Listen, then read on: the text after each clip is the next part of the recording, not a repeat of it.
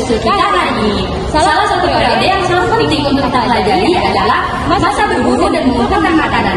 Pada masa inilah, manusia purba mulai beradaptasi dengan lingkungannya, hidup secara nomaden, serta menggantungkan kebutuhan pada hasil alam yang tersedia. Kali ini, kita akan bersama-sama melihat dan merasakan bagaimana kehidupan manusia purba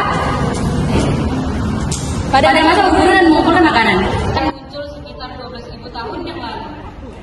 Seperti yang kalian lihat, manusia purba diperkirakan muncul sekitar 12.000 tahun yang lalu. Seperti yang kalian lihat, orang-orang purba saat ini sedang berburu. Saat ini, mereka sedang berburu babi hutan dipimpin oleh kepala suku. Kepala suku memerintahkan kawanannya untuk tetap diam dan hati-hati menggunakan bahasa isyarat karena orang purba belum bisa berbicara. Setelah para manusia purba berburu, mereka pulang ke tempat tinggal mereka, yaitu goa. Di sana ada banyak manusia purba lainnya yang sedang melakukan berbagai aktivitas, seperti menggali umbi-umbian, memetik buah dari pohon, dan membuat berbagai alat dari batu. Alat-alat tersebut berupa alat serpi yang berfungsi untuk menguliti hewan dan memotong umbi-umbian. Alat serpi ini dibuat dengan memukul batu inti dengan batu yang lebih besar agar batu inti menjadi datar dan tajam.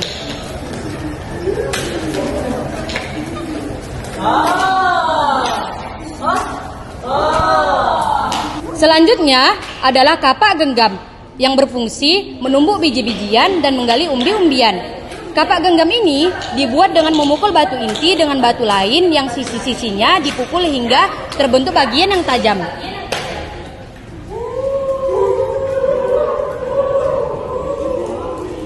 Terakhir adalah kapak perimbas yang berfungsi untuk menebang pohon dan memotong tulang. Kapak perimbas dibuat dengan batu lain untuk memangkas satu sisi batu inti agar jadi tajam dan sisi lainnya dibiarkan. Dari punggung dan kepala babi hutan sampai kaki dan perut babi. Kemudian dijemur di atas kayu. Setelah menguliti, mereka bekerja sama memotong daging babi tersebut menggunakan kapak perimbas dan meletakkannya di atas kayu.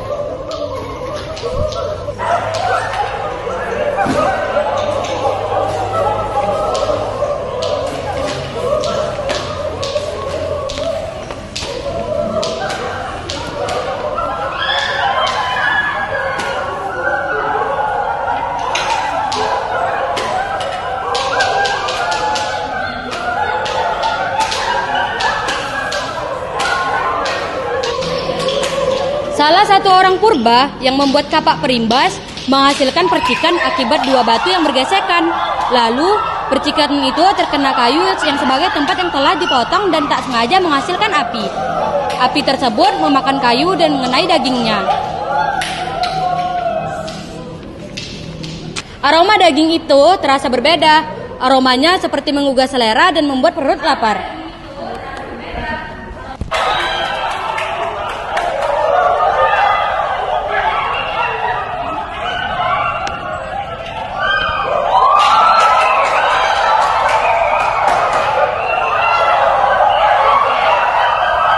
Dengan begini, api dan daging bakar ditemukan pertama kalinya.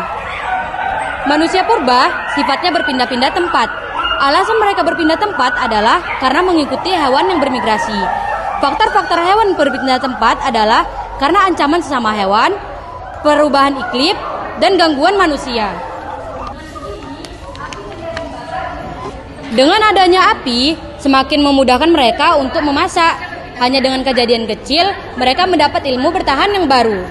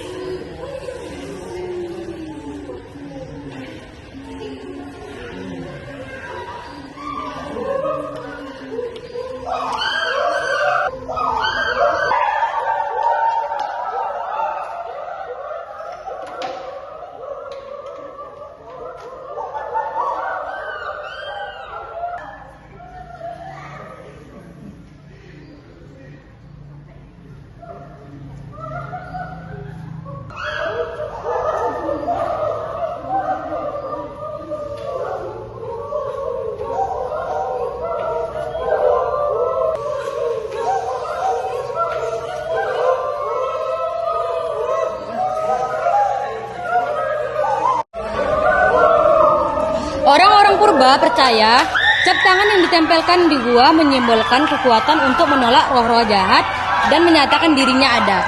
Tapi, jika jarinya tidak lengkap dengan sengaja, itu menyimbolkan duka atau berkabung. Tapi, jika tidak sengaja seperti saat ini, bagaimana? Rupanya, tidak sengaja bubuk pewarna dari tanah liat tidak ditiupkan secara merata. Nah, dengan ini, kehidupan orang-orang purba di Indonesia selesai. Dari pertunjukan kecil yang telah kami bawa, dapat disimpulkan bahwa masa ini merupakan dasar yang penting bagi perkembangan manusia. Kita dapat mengetahui awal mula munculnya api dan dapat memahami bahwa pada masa itu manusia masih sangat bergantung pada alam, hidup secara nomaden, serta menggunakan peralatan sederhana yang terbuat dari batu dan tulang. Meskipun terlihat sederhana, justru dari sinilah kita melihat proses awal perkembangan manusia. Maka dari itu, kami mengucapkan terima kasih atas seluruh perhatiannya dan mohon maaf jika ada kekurangan. Saya tutup. Assalamualaikum warahmatullahi wabarakatuh.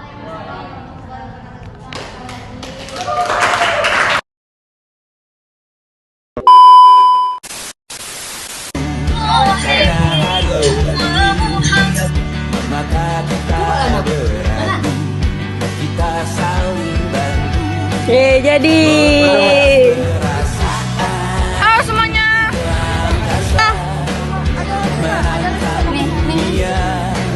Cuy. Purba.